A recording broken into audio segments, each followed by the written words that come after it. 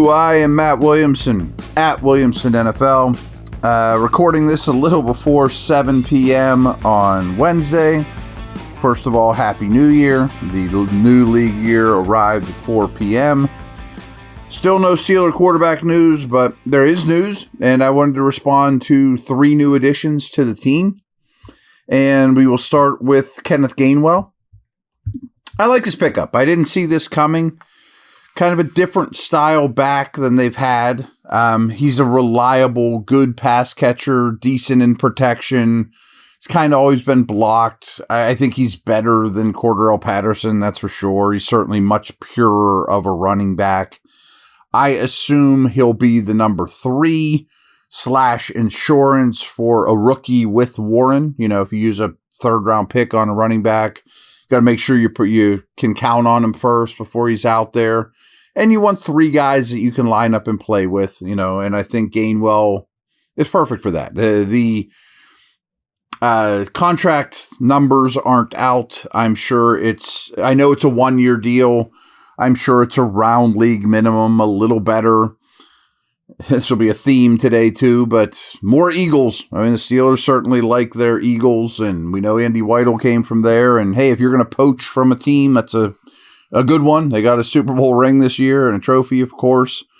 So this isn't earth-shattering news, but I do think adding Gainwell gives you a little more of an explosive element, you know, some big play ability. I think he'll be your kick returner. Makes sense. Again, didn't see it coming. I'm fine with having a solid player there that's your number 3, borderline 2, if you don't get a guy that's a real difference maker in the draft. Who knows how that'll go. So it's fine. Again, it's not earth-shattering. It's not all of a sudden going to put him in the Super Bowl or anything like that. But as soon as I saw it, I'm like, oh, that's a nice little pickup. BetOnline is the world's most trusted betting platform and your number 1 source for betting on all the madness. Whether you're a seasoned fan or a first-time bettor, BetOnline is your ultimate game day companion. With the largest selection of odds from everything from college basketball to a $200,000 bracket contest, BetOnline continues to be your number 1 sports betting source. From every Cinderella story to every hat trick, BetOnline has you covered with odds, stats, and more for every game, every play, and every win. BetOnline, the game starts here.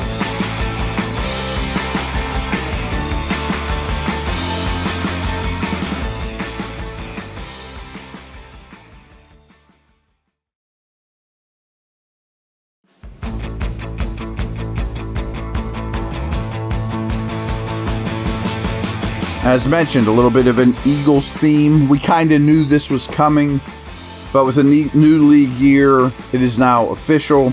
Darius Slay is signing a 1-year, $10 million deal, and he comes from the Eagles.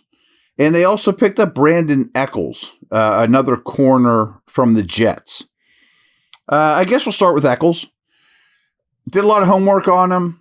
Really good tester. I mean, a great 40, a great vertical, like a 42-inch vertical, runs a 4.3, undersized, and you would think, oh, he's just a slot. He's a better version of Beanie Bishop. And you wouldn't be entirely wrong. But the Jets had a really good slot corner, and Echols only played 9 snaps out of the slot this past season. But the year before that, he was primarily a slot corner. So I think that's the goal is you upgraded him at slot, but he can also play out wide, that's for sure. I mean, he played 351 snaps out wide last year, as opposed to 16 in 2023. So 2023, he was almost all slot. 2024, he was almost all out wide. So he's going to be a fill-in-the-blank type guy, better than Beanie Bishop in the slot, more explosive, more established. He also has quite the special teams background as well. I mean, hovering 200 or more snaps basically in each of the last 3 years on special teams. I assume he'll do gunner stuff. He'll be an outside guy on kickoff coverage. We talked about that with Malik Harrison. That's going to be an important part of the team. A more versatile Pierre. Maybe that's selling him a little bit short too, because he's a lot more athletic than Pierre. and way more comfortable with him on the defense. While hopefully I mentioned Pierre because of the special team stuff. Maybe he can be an equal as a gunner and special teams core guy. And between Slay and Eccles, I wouldn't suggest that they're done at corner, but they can be. I think when the draft rolls around, you start in the rounds 3, 4, 5. If there's a corner that you can't believe's on the board, sure, you take them. But I think you can roll into camp with the corners you have now, Trice, Porter, etc., and be in pretty good shape. The fact that Slay's only on a 1-year deal, you still may want to find somebody else to groom, along with Trice. But I think the Slay pickup is decent. I had hoped for a little better in free agency. Murphy, a DJ Reed. I mean, those guys made a lot more than $10 million a year. They're younger, which brings us to his age. I think a lot of people, especially when you spin it in a negative light, are going, they just picked up Patrick Peterson again. Maybe you're right. And the track record of 30-plus-year-old corners isn't great. It's bad. It's flat out bad. And they fall off at a rapid rate. But Slay played pretty well last year and was really good in the playoffs and in the Super Bowl. And so late in the year, his body didn't fail him. He has a history of following and out around number one receivers, more of a man guy. Good leader and mentor. I think he'll be good for Porter and Trice, and if they do draft somebody else, as was Peterson, I guess, in that regard. But it's a 1-year, $10 million. That sounds like a lot, but he's a starting outside corner that's still playing pretty well. He's playing well. I mean, it makes it sound like he's okay. No, he's better than that. I mean, I think he's a starter pretty much on any team he would be on for now. You hope that the wheels don't fall off, obviously. And that's somewhat of a concern, no question. But I don't have a problem with it. He's a short-term, 1-year placeholder. Also implies to me, and I've been getting some more feel from people closer to the team, that they are pretty excited still about Trice. Maybe Trice even plays more than we thought, So the corner situation's in good hands, in my opinion. Way better than last year. Way better. I mean, I'd take Slay at this age over Jackson times 1,000, and Eccles over Beanie, who's going to be in the mix anyway.